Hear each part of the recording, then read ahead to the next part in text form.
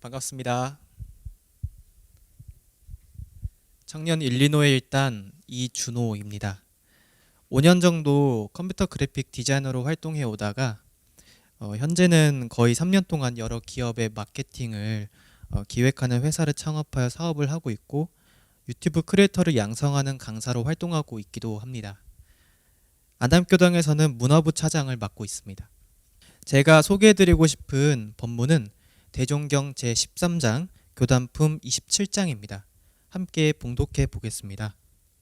대종사 말씀하시기를 사람이 세상에서 무슨 일을 하기로 하면 각각 그 일의 판국에 따라 그만한 고난과 파란이 다 있나니 고금을 통하여 불보살 성현들이나 위인달사치고 고난 없이 성공한 분이 거의 없었나니라.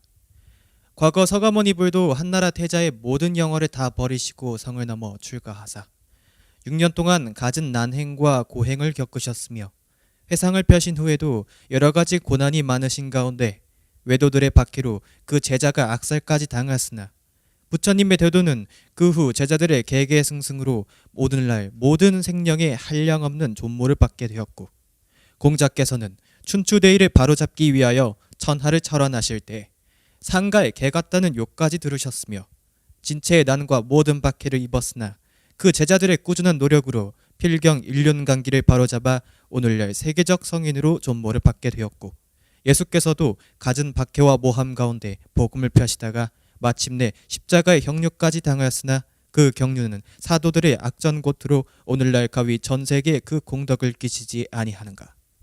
우리도 바람 많은 이 세상에 나와서 큰 목표를 세우고 활동을 하게 되었으니 어찌 시비나 고생이 없으리요. 아직까지는 그다지 큰 비난이나 압박을 받은 일이 없었지만은 사람이 차차 많아지고 일이 커짐에 따라 이중 잘못하는 사람이 생겨나 회상의 체면에 혹 낮은 영향이 올 수도 있으리라. 그러나 우리의 목적이 진실로 세상을 이익 주는 데 있고 우리의 교화가 참으로 재생의세에 필요하다면 비록 한두 사람의 잘못이 있고 한두 가지 일의 그르침이 있다 할지라도 그로 인하여 우리 회상 전체가 어긋나지는 아니할 것이며 설사 어떠한 모함과 박해를 당한다 할지라도 그 진체는 마침내 그대로 드러나리라. 이를 비유하여 말하자면 안개가 산을 가리어 산의 면목이 한때 흐리더라도 안개가 사라지면 산이 도리어 역력히 나타나는 것과 같나니 그대들은 어떠한 고난과 파란에도 그 마음을 끌리지 말며 각자가 본래의 양심만 잘 지켜서 끝까지 목적 달성에 매진한다면 우리의 대업은 원만히 성취될 줄로 확신하노라. 이어서 제가 해석한 본문 내용입니다. 아무리 큰 뜻을 가지고 하는 일이더라도 무슨 일이든지 그 과정이 마냥 좋을 수만은 없습니다. 우주의 성주 괴공과 인간의 생로병사, 길흉 화복과 같이 변하는 이치, 그리고 인과봉의 이치에 따라 좋을 때도 있고 힘들 때도 있는 것입니다. 고난의 과정은 불교, 유교, 기독교 등 모든 종교 단체에서도 마찬가지로 일어났습니다. 대종경 제5 인가품 8장에서 공타원 종사님이 대종사님께 관변의 감시와 대중의 인심 조정에 고통이 많았던 당대 상황에 대해 여쭤보는 내용이나 대종경선회록 교난순환장을 살펴보면 우리 교단 또한 어려운 시기를 거쳐왔다는 것을 느낄 수 있습니다. 이후 불교, 유교, 기독교가 창시되던 당시에 억압과 배척을 받아 어려웠던 사건들을 정리해 주셨는데 잘 보면 불교는 제자들의 개개승승, 유교는 제자들의 꾸준한 노력으로 바로잡은 필경 일륜강기, 기독교는 사도들의 악전고투로 지켜낸 경륜으로 오늘날에 이르렀다는 내용이 있습니다. 우리가 세운 목표란 물질이 개벽되니 정신을 개벽하자라는 개교 표어와 동일하다고 생각합니다. 정신을 개벽하자는 것이 소승이 아니라 대승으로서 널리 일체 중생을 구하겠다는 것이기 때문에 목표가 크다 할 수 있겠습니다. 이렇게 큰 목표를 가지고 활동하고 있으니 목표를 달성하기까지 많은 시비와 고생이 나타날 것이면 틀림이 없을 것입니다. 우리 교단이 일제 감시와 지목을 극심하게 받기도 하는 등 100년 넘게 역사를 유지해오면서 많은 난행들이 있었습니다. 하지만 이건 아직 앞으로 올 것에 비하면 아무것도 아닐 수 있습니다. 앞으로 교단에 더 많은 사람들이 들어오고 많은 사람들의 관심을 받고 사회에 미치는 영향력이 커질수록 분명 인정도 받겠지만 고난도 심해질 수 있기 때문입니다. 그러나 이럴 때일수록 두려워하지 말고 우리 회상의 본질과 목적에 대해 다시 생각해 봐야 한다고 생각합니다. 대종사님이 이 회상을 여신 까닭이 곧 우리의 목적이 아니겠습니까? 우리가 하는 일이 진정으로 세상에 이익을 주는 것이라면 그 과정에서 일어나는 고난이 있을지라도 마침내 진체가 드러날 것이라 믿으면서 떳떳해도 된다고 생각합니다. 이 법문은 제가 가장 좋아하는 법문입니다.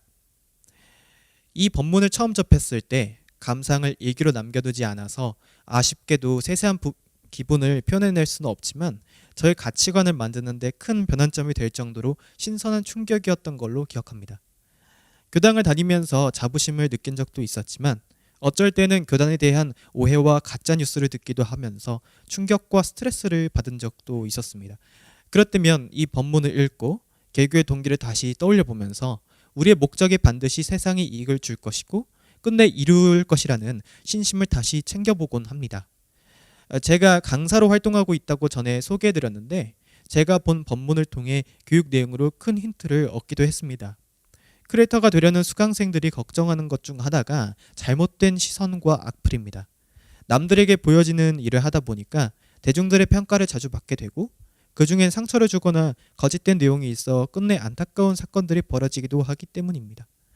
이걸 어떻게 가르쳐야 하나 고민이 많았는데 본 법문을 보고서는 어떻게 접근해야 할지 힌트를 얻어 가르치고 있고 덕분에 수강생분들이 자신감을 가지고 도전하는 일이 더욱 많아졌습니다.